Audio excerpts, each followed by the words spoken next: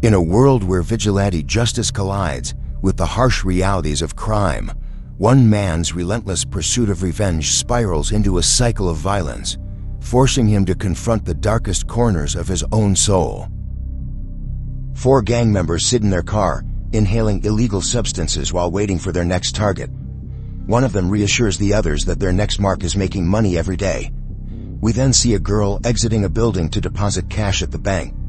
The thugs become alert, don rabbit masks, and begin following the girl's car. Eventually they intercept her at the end of the road and drag her out of the vehicle. One of the gang members searches the car for money but finds nothing. Suddenly an old couple, George and Sandra, happens to be driving by and immediately stops at the scene. The thugs demand that George leave, one of them hitting him with a baseball bat. However, George manages to punch the attacker, smashing his head open. He then turns to face the others, demanding they leave. One member brandishes a knife, threatening George, but as they hear the sound of approaching sirens, they flee the scene. The police arrive shortly after. In his statement, George tells the officers that he was only trying to stop the thug, not kill him. Chief Inspector Holland, with a hint of sarcasm, responds, "Somehow we sure thought after we started swinging." He then arrests George on suspicion of manslaughter. Later that day, the remaining 3 thugs approach their boss Warren, informing him that the robbery didn't go as planned.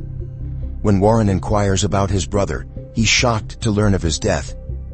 Enraged by the loss of his brother, Warren orders the thugs not to return until George is ended.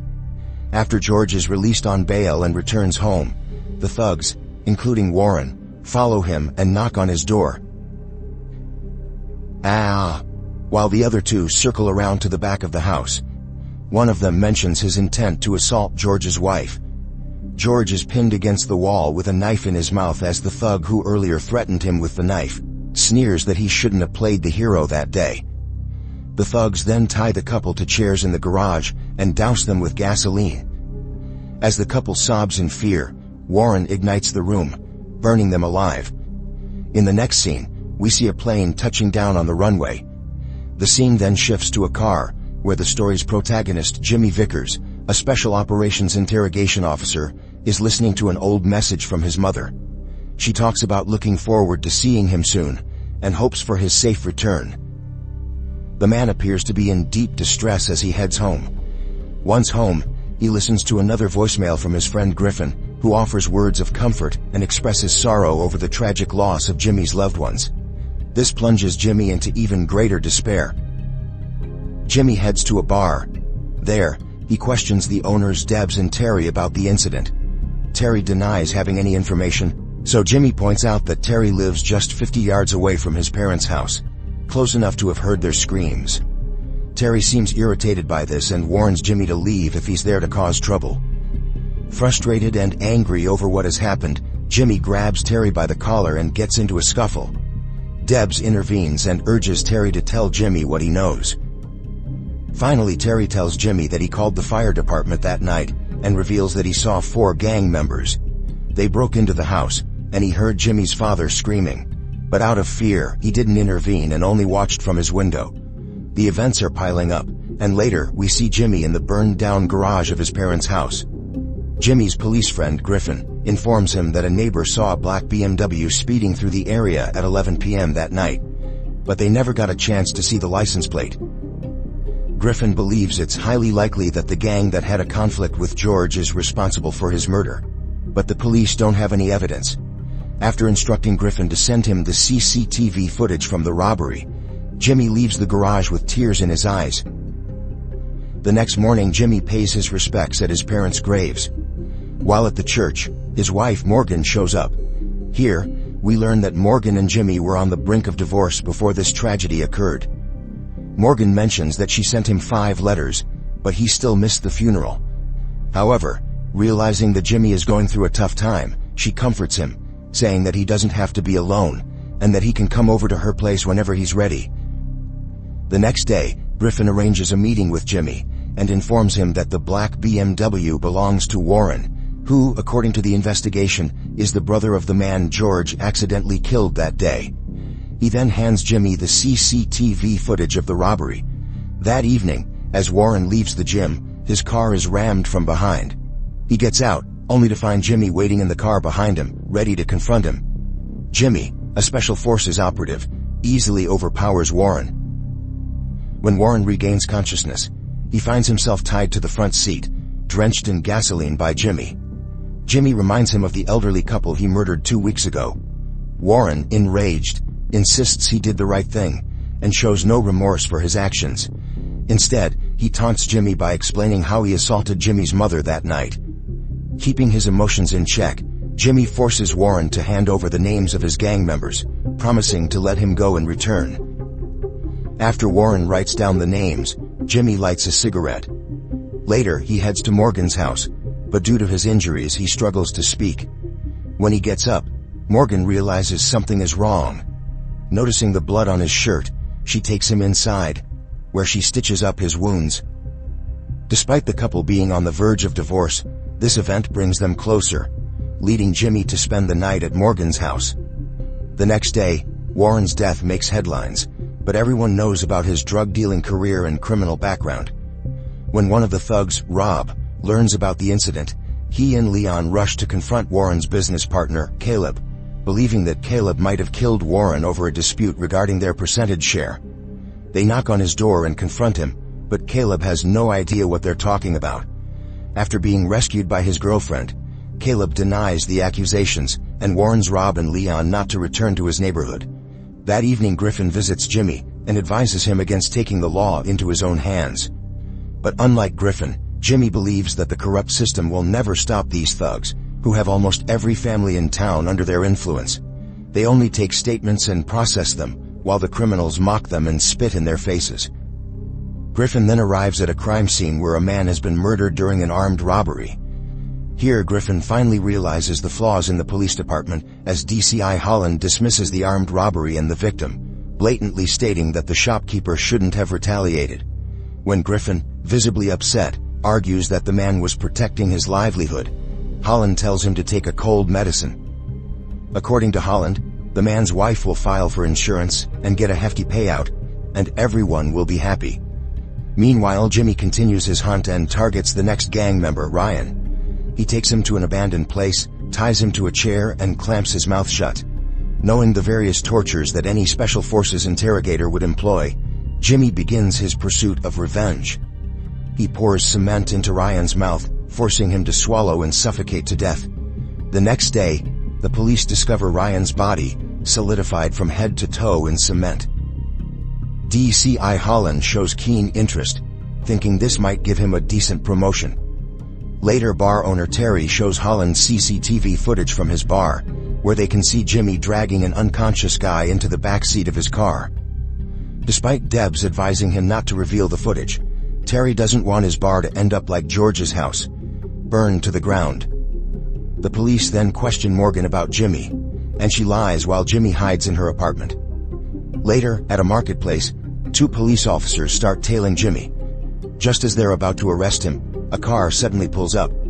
2 burly men get out and assault the officers, allowing Jimmy to escape with them. At this moment, Jimmy is shocked to see Colonel Leach emerge from the car. Since Jimmy is a valuable asset to the Special Forces, the colonel has come to personally bring him back. He gives Jimmy 48 hours to clean up his mess, which means he needs to eliminate the remaining gang members before he must return to duty. On the other hand, Griffin approaches his colleague, SWAT team leader Joe, and tells him that this case shouldn't be taken lightly. Joe, sensing something suspicious, asks Griffin if he knows the killer. Griffin then reveals the truth. He's a friend of Jimmy's, and Jimmy's parents were brutally murdered. Although Joe still believes Jimmy has gone rogue, Griffin argues that Holland isn't any better. He's just taking the case seriously to become a superintendent, which might destroy the department due to his corruption and negligence. Meanwhile, Jimmy begins his revenge, knowing he has the Army's backing and won't be caught. While Leon is sitting in a strip club, he receives an envelope containing photos of the deceased Ryan. Sensing danger, the thug flees the club, only to be run over by Jimmy. When Leon regains consciousness, he finds himself trapped, with his lower body tied to a gate and his upper body chained to a car. Leon, clueless as to why he's being tortured, only angers Jimmy further. As a result, Jimmy shows no mercy. He gets into the car and drives at full speed, ripping Leon's body in half. The next day, Colonel Leach meets DCI Holland in a restaurant. He demands that Holland hand over everything the police have on Jimmy, asserting that Jimmy belongs to the military, not him. Hearing this, Holland refuses, saying that if the colonel were in charge of the law, he should be locked up. Colonel Leach then explains Jimmy's bravery by recalling an incident from 2009.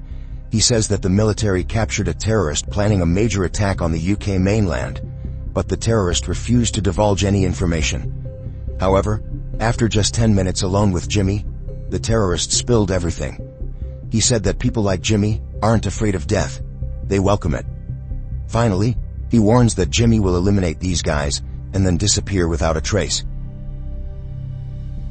DCI Holland accepts the challenge and declares that he will find Jimmy. The colonel leaves, warning Holland that if he dares touch Jimmy, he'll face the colonel's wrath. In the next scene, we see the superintendent and police chief meeting with the head of the army in a brief session. The head of the army bluntly states that Jimmy, the subject of the ongoing investigation, should not be detained under any circumstances. Without revealing too much about Jimmy, the officers inform the superiors that Jimmy is crucial to Britain's top-secret operations. The military high command demands that the police report directly to them on the progress of this investigation. Later that night, the last remaining member of the gang, Rob, who was part of the group that killed Jimmy's parents, is brought outside by some drug dealers. Jimmy uses him as a shield, forcing him to knock on the door, though Rob eventually manages to escape. Jimmy kills all the remaining drug dealers except for Warren's business partner Caleb. Jimmy ties Caleb to a chair and begins mixing some chemicals in a barrel, the same type of chemicals the dealers use to make their drugs. Then Jimmy starts dissolving all the cash in the barrel before pouring the corrosive liquid over Caleb's head, melting him alive. Meanwhile, DCI Holland realizes that Officer Griffin has been feeding Jimmy information from the start, so he presses him about who Jimmy's next target might be. However, Griffin refuses to tell him and demands that Holland stay away from Jimmy. But Holland seems unwilling to let Jimmy go and defies his superior's orders. Holland then tracks down the last gang member, who had escaped from the hospital the night before. In the next scene, the limping man is seen rifling through some letters in Jimmy's apartment. Moments later, Jimmy catches up with him and forces him to drive to the harbor. He makes the guy kneel down, hands bound, and pulls out a syringe, claiming it's the most dangerous aerosol spray that will burn someone from the inside out. Rob spits at Jimmy and tells him to check the trunk of his car. To Jimmy's shock, it turns out that Rob has killed Morgan before Jimmy could kill him. When the SWAT team escorted by Holland arrives at the scene, Jimmy, in disbelief and exhausted, empties the clip of his gun into Rob. Griffin also arrives and confronts Holland about letting Rob out of the hospital, which led to Morgan's death. Holland says he released him so that the guy could lead them to Jimmy, but he didn't know he would kill Jimmy's wife. Seeing the reality of the situation, SWAT team leader Joe orders his squad to stand down, much to Holland's shock. They allow the wounded Jimmy to leave the scene, while Holland tries to stop him alone. Before leaving the area, Jimmy punches Holland in the face, finally stopping him in his tracks. The movie ends in a narrow alley, where a random girl is taking out the trash. As she screams for help, two strangers corner and grab her. At the other end of the alley, Jimmy appears. The thugs confront Jimmy, demanding that he leave, but the screen goes black as Jimmy flashes a sinister smile. The story illustrates that the pursuit of vengeance can consume an individual, leading them to lose sight of their morals and humanity. It serves as a cautionary tale about the consequences of taking justice into one's own hands, highlighting how violence often begets more violence and can ultimately result in irreversible loss.